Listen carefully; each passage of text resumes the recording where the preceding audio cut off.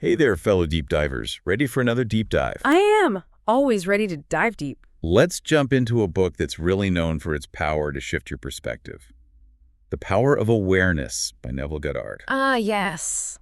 I love this book. It suggests that, wait for it, your imagination might just be the key to actually shaping your reality. It really is a fascinating exploration of consciousness and its power. Now you've read it, and I am so ready to unpack it. For our listeners who are new to Goddard's work, can you give us a little background on who he was and what this book is all about? Okay, so Neville Goddard was a spiritual teacher and author back in the mid-20th century, and he really dove deep into the power of the mind. He argued that our imagination isn't just for daydreams, you know? It's a really powerful tool for shaping our reality. Okay. And the power of awareness lays out his core teachings on how to do just that. Okay, so let's get into it. Where does Goddard begin building this idea that we have so much power over our own lives? Oh, he starts with this almost mystical concept of I am. It's the very foundation of all his teachings. Okay, and what exactly does I am mean in this context? So it's not just like your name or your job title. Goddard describes it as like the pure awareness at the core of your being, that part of you that exists. Before any self-imposed labels or limitations, in fact, in the very first chapter, he writes, I am cannot be divided. I may conceive myself to be a rich man, a poor man, a beggar man, or a thief, but the center of my being remains the same regardless of the concept I hold of myself.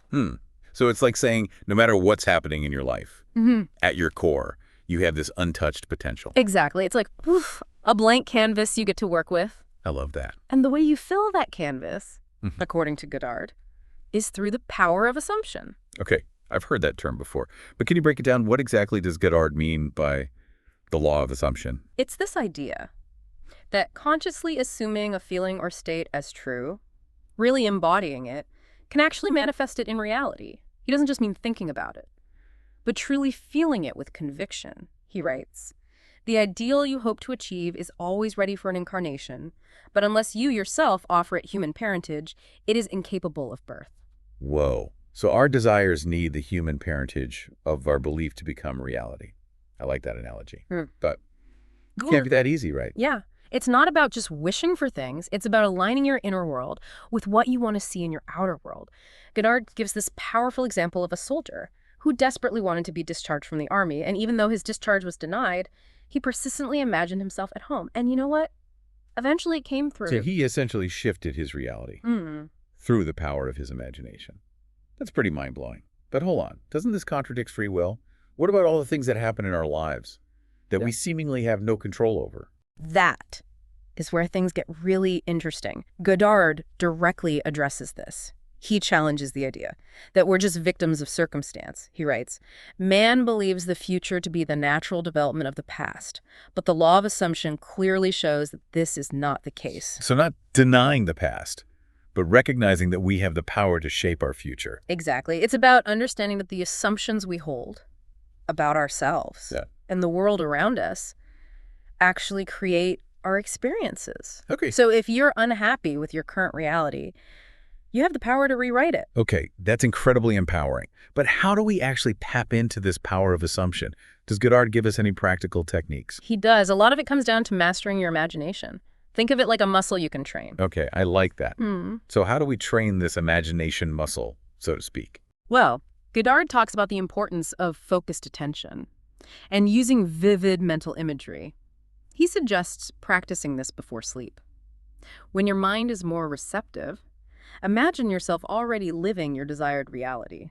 Engage all your senses to make it feel as real as possible. Oh, wow. So if I want to land my dream job, I should visualize myself working there, feeling the excitement and satisfaction of having achieved that goal. Exactly. And it's not just a one-time thing. Goddard stresses the importance of persistence. Right. So we need to cultivate a deep, unwavering belief, like watering a seed and trusting it will grow, even before we see any sprouts. That's a great analogy. He writes, persistence is the key.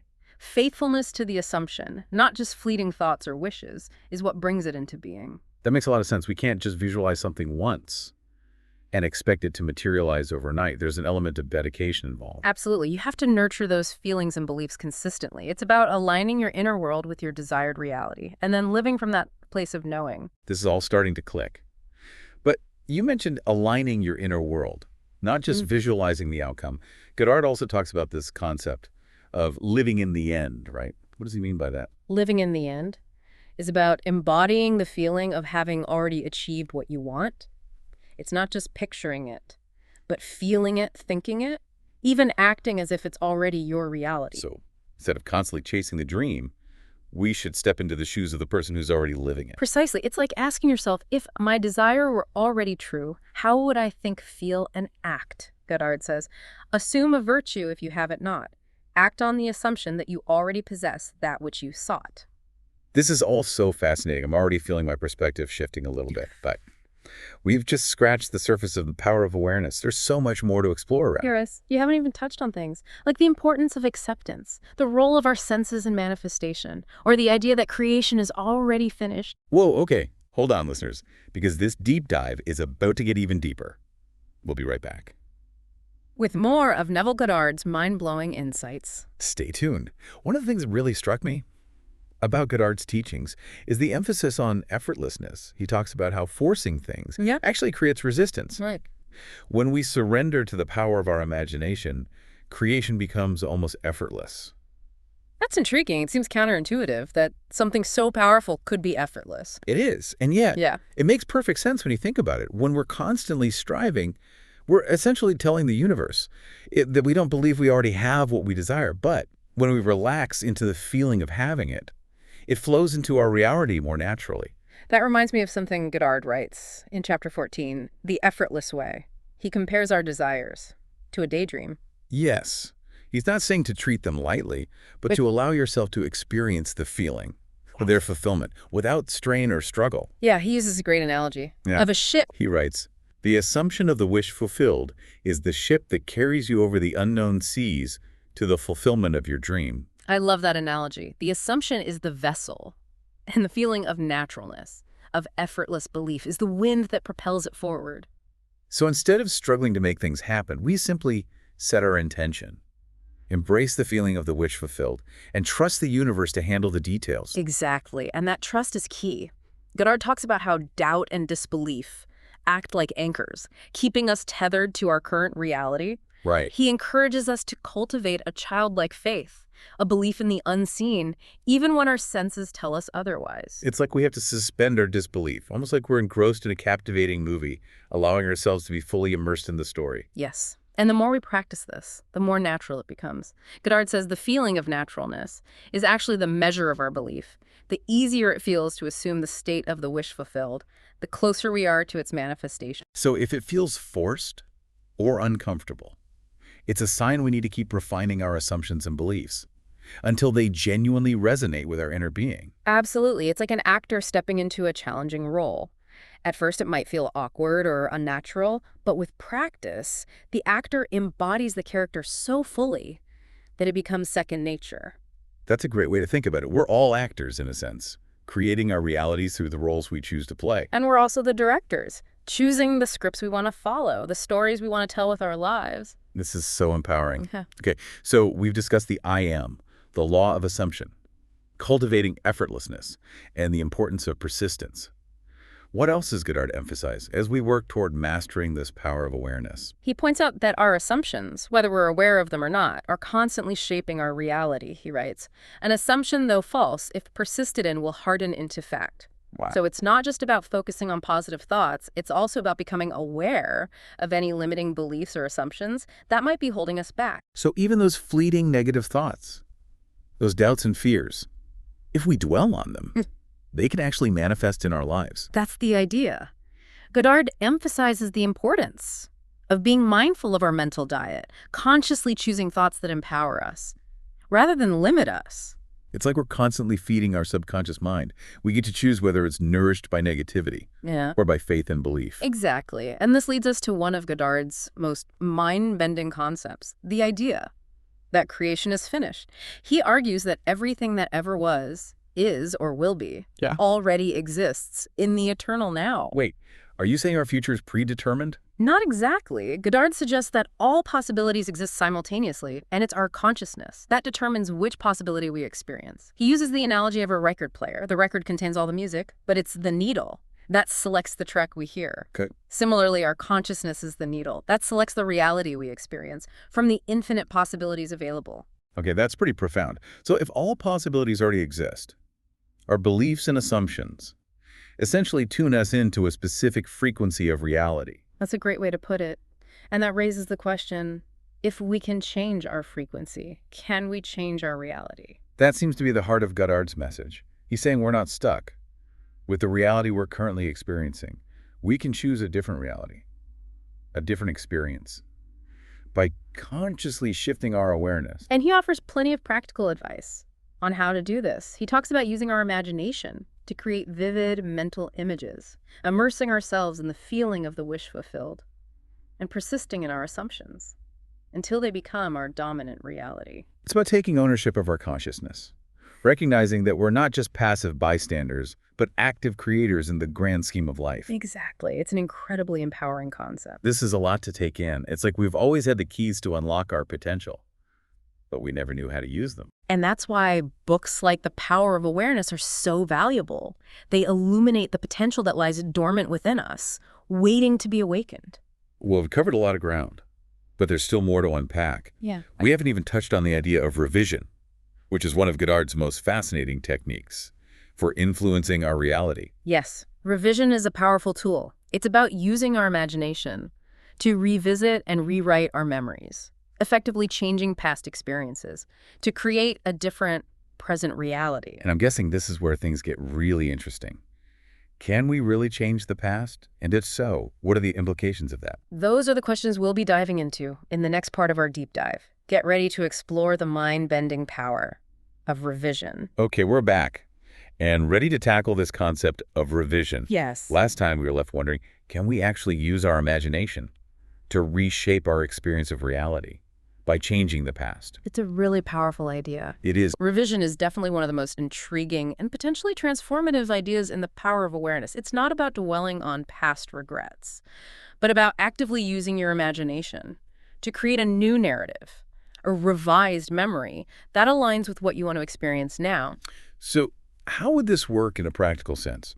If, for example, I had a job interview that didn't go well, how could I use revision to change that experience? Okay, so Goddard suggests finding a relaxed state, maybe before sleep, and revisiting that scene in your imagination, but this time, you're going to consciously revise it so that it unfolds the way you wish it had. In this case, you might replay the interview, but see yourself as confident, articulate, and making a great connection with the interviewer. So I wouldn't be trying to erase the original memory, but rather overlaying it with a new, more empowering version. Exactly. And by fully engaging with this revised scene, by feeling the emotions as if it were real, you imprint it onto your subconscious mind. Remember, your subconscious doesn't distinguish between what's real and what's imagined.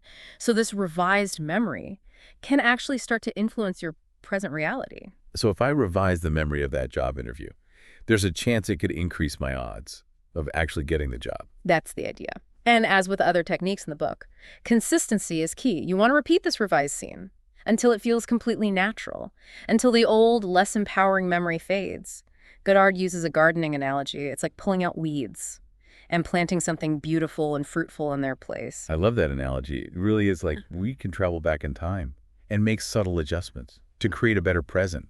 But could we use revision for things beyond specific events? Absolutely. You can use it to revise whole patterns of thought and behavior. Let's say you struggle with self-doubt. You could revisit past situations where you felt insecure and rewrite them, seeing yourself as confident and capable over time. This repeated revision can help shift your self-image, and you actually start to become that person you've been imagining. This is incredibly empowering. It means we aren't defined by past mistakes or limiting beliefs. We have the ability to reshape our own narratives. That's the real beauty of Goddard's work. It's not about quick fixes, but about understanding the power of your consciousness and using it to create the life you want. He's saying you're limited, not by the world, but by your own awareness. This idea of rewriting our stories is pretty mind-blowing. But can we also use revision to influence the future? Goddard encourages using the power of revision to pre-live future events, imagining them unfolding in a positive and desirable way. He believes this kind of mental rehearsal can help shape those outcomes in reality. So if I have a big presentation coming up, I could mentally rehearse it using revision, seeing myself as confident and delivering a compelling presentation. Exactly. By pre-living the experience in your imagination, you're creating a mental blueprint that can influence the actual event. Plus, you're building your confidence and belief, which can significantly impact your performance. This one technique seems applicable to so many areas of life: relationships, finances, health, creative pursuits. The possibilities seem endless. That's what's so exciting about the power of awareness. Goddard doesn't just present a philosophy, he gives you practical tools for personal transformation. He's empowering you to step into the role of a conscious creator in your own life. This deep dive has been eye-opening. It's amazing to think we have this much power within us. For our listeners, let's recap the key takeaways. We've explored the I am, the power of assumption, the importance of persistent belief, and the fascinating concept of revision. And perhaps the biggest takeaway is that we aren't bound by our past experiences. We can rewrite our stories, reshape our beliefs, and ultimately create a reality that aligns with our desires. It's like Goddard is handing us a toolkit for conscious living and saying, here, go create something amazing. If you're ready to explore these concepts further and put them into practice, I highly recommend checking out The Power of Awareness. It's an incredible journey into the depths of human potential. And remember, transformation takes time and dedicated effort. Be patient with yourself, practice consistently, and most importantly, approach it with a sense of curiosity and playfulness. Experiment, see what works for you, and have fun discovering what you're capable of creating. Beautifully said. If you enjoyed this deep dive and you're looking for more explorations into life-transforming ideas, be sure to subscribe to Affirmnosis. We're all about uncovering powerful tools and practices for creating a life you love. Join us on this journey of self-discovery and unlock the incredible potential that lies within you. Until next time, keep diving deep and never underestimate the power of your own awareness.